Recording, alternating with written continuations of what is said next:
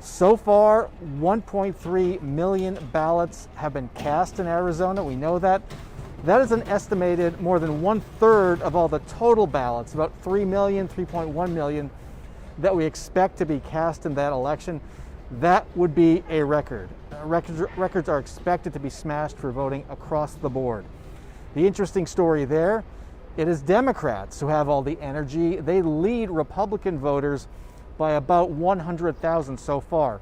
Why is that interesting? Because in Arizona, historically, Republican voters are the ones who get their early ballots in fastest. In this case, it is Democratic voters, and it's raising some questions about when those Republicans are going to show up and what might Election Day look like. You can ask me questions about those as well.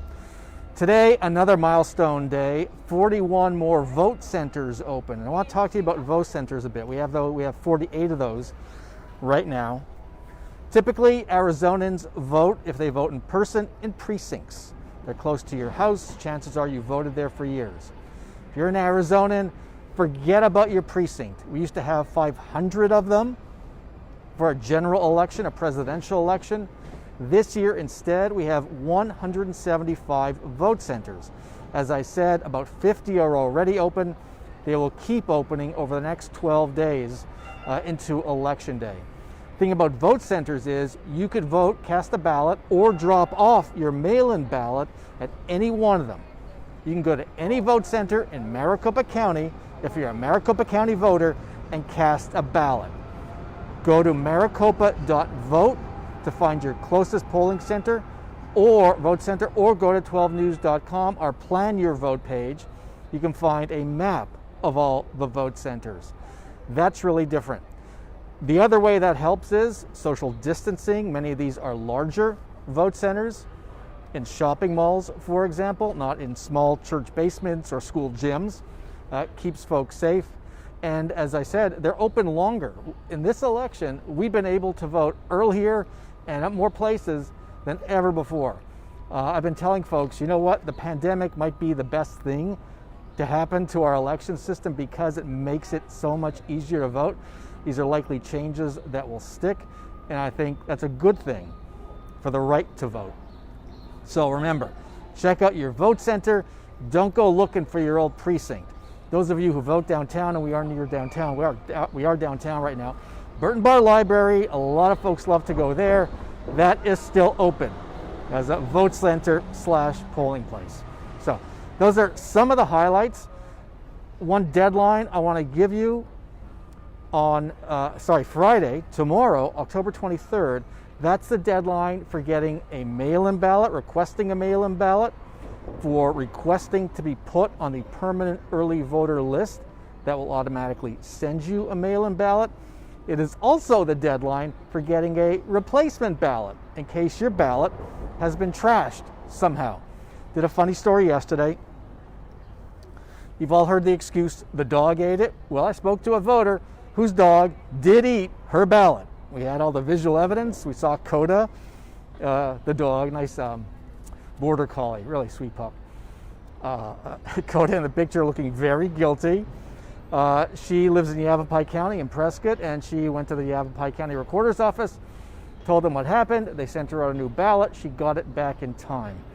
So if something like that happens to you, your dog ate it, you spilled coffee on it, maybe you punctured a hole with the pen, or you did something wrong, who knows? Lots of stuff happens to a ballot that's sitting around. You have until tomorrow to request a new one. But since that time is so short, what I would suggest is just go to a vote center yourself, tell them what happened, go in person, and they will give you a new ballot at this vote center. That's probably the safest thing to do if your ballot gets ruined between now and the next few days. Also, October 27th, next Tuesday, is the deadline to mail your early ballot. Next Tuesday, deadline to mail your early ballot. And there was so much concern about mail delivery, the Postal Service, at the start of voting several weeks ago. And in talking to Arizona's Secretary of State yesterday and to elections officials, they're not worried about it. It has not been an issue.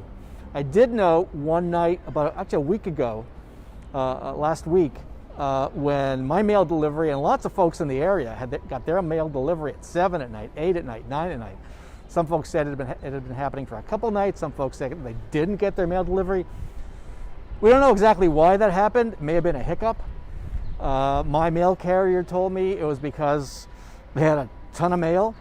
They're delivering all the early ballots. They're delivering all the mailers from candidates. I'm sure you've gotten a bunch of those. Plus, they're dealing with mail carriers out sick because of COVID. So they've got a tough job. They've been doing it very well. Again, that's according to our top elections official in Arizona, Secretary of State Katie Hobbs, and elections officials here in Maricopa County. So, I've talked for a bit. Let's get to your questions. Cameron's here. He's going to toss me your questions. Cam? Talk a little bit about dropping off ballots. Are you allowed to drop off your ballot for a family member, for friends? What are the restrictions there? Very good question. We get that a lot. Under Arizona law, ballot collection, often referred to as ballot harvesting, but I don't use that term, ballot collection by an individual from a large group is illegal. However, exceptions include family members, or if you're a caregiver for an individual who can't get out to the polls. You can take those to a vote center, and this applies to everybody. You can drop your early ballot at a vote center. Just walk in, drop it off, and walk out. It's that easy. But for folks, if you're dropping it off for someone else, like I dropped off my son's ballot in the ballot drop box at the Maricopa County Elections Office down on 3rd Ave here, that is perfectly legal. You cannot go and collect it, say, from everybody who lives on your floor in an apartment building or a bunch of people on your block. That would be illegal under Arizona's ballot collection or so-called ballot harvesting law. How are signatures verified, and how long should people expect from the time they send in their ballot to get the notification that it's been counted? Okay, well, I'll start with the second part of that question. I dropped off my ballot on a Wednesday night. By Saturday morning, I was notified that my signature was verified. And once it's verified, that means it's counted or is about to be counted. Counting only started just a couple days ago on Tuesday. And I know that because I signed up for the text message service that Maricopa County offers that lets you follow your ballot every step of the way. You don't get a counting message because they don't know exactly when your ballot's counted. And a little digression here, but I'll tell you this, I'll share this with you because folks have a lot of questions about it too. So the reason, once your ballot is counted, it's been taken out of the envelope after your signature was verified. The envelope has identifying information, barcode numbers on it that identify the ballot as yours. The actual ballot inside has no identifying information. So there's no way for the county to track when my ballot's been counted or your ballot's been counted. Just know once the signature is verified, it's going to be counted. That's the last step. So signature verification. I was concerned about this because I have a pretty messy signature and I always assume that it looks different every 2 years. I became a citizen in 2012, so I have participated in every election since then. I requested all the ballot signatures I have filed in that time. It's about 16, I think. Those are public records, so you can do that. I wanted to see what my ballot signature looks like. Can they really compare it to past signatures? So they will compare your ballot signature to past signatures. They had images of all 16 of my signatures on those ballots. I got to tell you, they were pretty close. I was kind of impressed with myself. As one elections official said to me, you might think they don't have a signature, say you're a first-time voter, but there's always a signature. They have access to the signature in your driver's license.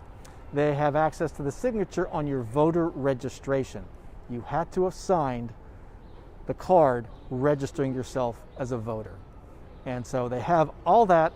They do it all electronically. These are all images on screens. They can pull up Brahm Resnik, see what my signature is, and verify it. That's how it's done. It happens very quickly. And just so you know, when ballots are removed and from envelopes before they go into counting, there are observers from there are at least 2 observers, Republican Party and Democratic Party, or a Libertarian Party observer, who watches that happen to make sure it's on the level. So that is watched, and every step of the way, I followed ballots all the way through the chain. The security is really impressive.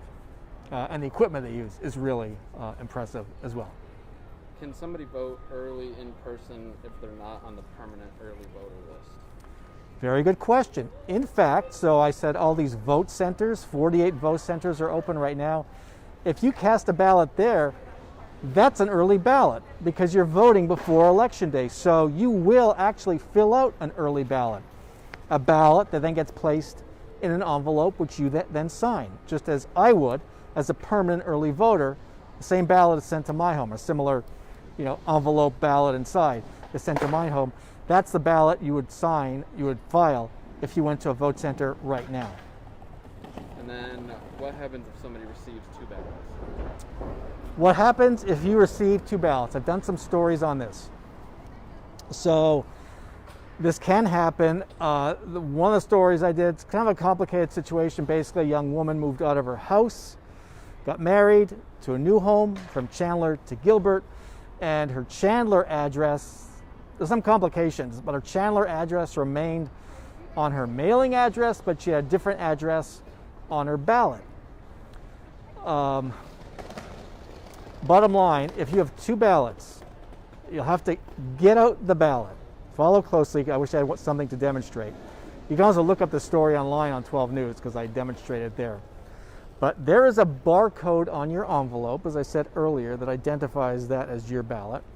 There's also a long series of numbers, I think about 14 numbers in boldface under that barcode. Look at the 2 digits on the far right of that number, that long number. It'll be a 01, a 02, a 03. If the county has sent you 2 ballots, they know they sent you 2 ballots. And so it is likely that one of those ballots will have a 01, one will have a 02. The one you need to vote is the largest number. Vote the 02. That's the second one they sent you. That's the one that's going to count. The 01 ballot, you can toss. You wrap up. Okay. That's all I got from that for now. Great questions. You can reach me on Twitter at Brahm Resnik or on my Facebook page, Brahm Resnik, and follow our 12 News coverage, our Plan Your Vote coverage all the way through election night and beyond, because it's not ending on election night. Thanks for joining us.